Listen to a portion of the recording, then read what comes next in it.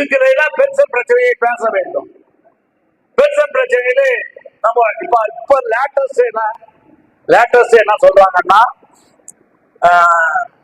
October 31 Deepavali.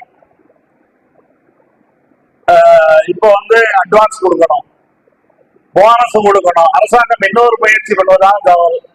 போனஸ கொடுப்பான், அட்வான்ஸ கொடுப்பான். ஏதோ ஒரு 4 மாசம் ஒப்பந்தத்தை போட்டா என்ன வராது, எந்த போராட்டமும் வராது. தொழிலாளிக்கு தேவை காசை கையில கொடுத்துடலாம். இப்படி ஒரு விவாதம் நடந்து கொண்டிருக்கின்றது. தொழிலாளர்களுடைய நாடகம் போட்டதான். ஓய்வூதிய பிரச்சனையில் இன்றைக்கு 1 நாள் 2003 பிறகு வேலைக்கு சேர்ந்தவர்களுக்கு ஓய்வூதியமே இல்லாத ஒரே மாநிலம் தமிழ்நாடு தான். அது தெரியுமா உங்களுக்கு? இந்தியாவில் எந்த ஓய்வூதியமும் இல்லாத மாநிலம் தமிழ்நாடு. 20 வருஷம் ஓய்வூதியமே கிடையாது. புதிய பென்ஷன் திட்டம் என்று வந்தது, நேஷனல் பென்ஷன் ஸ்கீம். அந்த புதிய பென்ஷன் திட்டத்திற்கு தமிழ்நாடு அரசாங்கம் இதுவரை அதிகாரபூர்வமா போய் சேரல. இந்தியாவில் எல்லா மாநிலமும் அதுல போயிட்டாங்க. ஏதோ ஒரு ஓய்வூதியம் எல்லோருக்கும் கிடைத்துக் கொண்டிருக்கின்றது.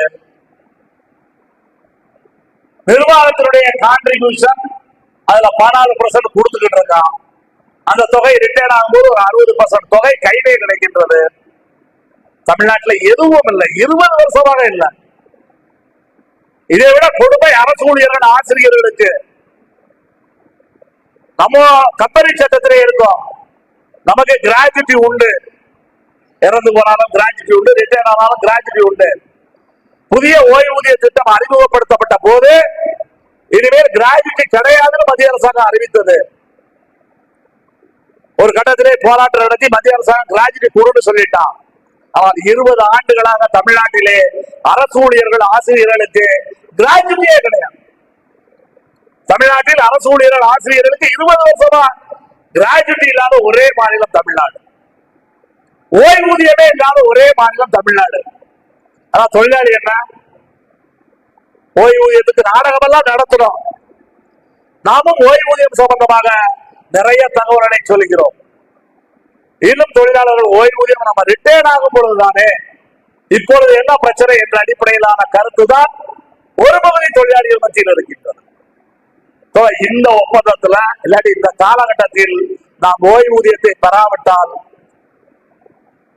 ஓய்வூதியத்துக்கான போராட்டத்தை இப்போ துவங்காட்டி அது இங்கே இருக்கக்கூடிய பெரும்பகுதி தொழிலாளிகள் எதிர்காலத்திலே அதனுடைய சிரமங்களையும் சிக்கல்களையும் ஒண்ணுமே இல்லை. இப்போ ரிட்டையர்டான தோழர்கள் போராட்டம் நடத்தி கொண்டிருக்கின்றார்கள். அவர்கள் என்ன போராட்டம் நடத்துறாங்க? டிஏ கேட்டு போராட்டம் நடத்துகின்றார்கள். இன்றைக்கு நீதிமன்றம் தீர்ப்பு சொல்லி இருக்கின்றது. தீர்ப்பு விவரங்களெல்லாம் போகல. தோழர்கள் கேட்டாங்க, 142 என்ற ஒரு ஜிஓவை போட்டு 5% 119% மேல டிஏ கொடுக்க கூடாது என்று அரசாங்கம் ஒரு உத்தரவு போட்டது. இன்றைக்கு அந்த உத்தரவை நீதிமன்றம் ரத்து செய்து விட்டது. டிஏ கொடுக்கணும். ஆனா இவ்வளவு டிஏ வாங்கக்கூடிய, டிஏ இல்லை என்றாலும் ஏதோ ஓரளவுக்கு பென்ஷன் வாங்கக்கூடிய அந்த தொழிலாளர்களால் வாழ்க்கையை நடத்த முடியவில்லை.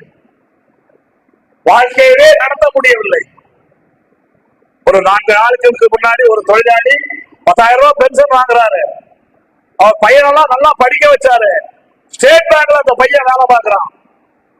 அவருடைய மனைவிக்கு கண் ஆபரேஷன். அவர் பையன் கேட்கிறாரு, எங்க அம்மாவுக்கு கண் ஆபரேஷன், கண்ணாடி போடணும், ஸ்டேட் பேங்க்ல வேலை பார்க்கிறான். அவன் என்ன சொல்றான்? உன் பொண்டாட்டி என்ன கண் ஆபரேஷன் பண்ணி உலகத்துக்கு பயணமா போறாரு, பேசாம வீட்டுல கிடக்க சொல்லுகிறான். பெத்த மகன் சொல்லுகிறான். தொழிலாளி படிக்க வைத்தார், ஸ்டேட் பேங்க்ல வேலை வாங்கி கொடுத்தாரு. இன்னைக்கு ஓய்வு பெற்ற தொழிலாளர்களுடைய நிலை இதுதான்.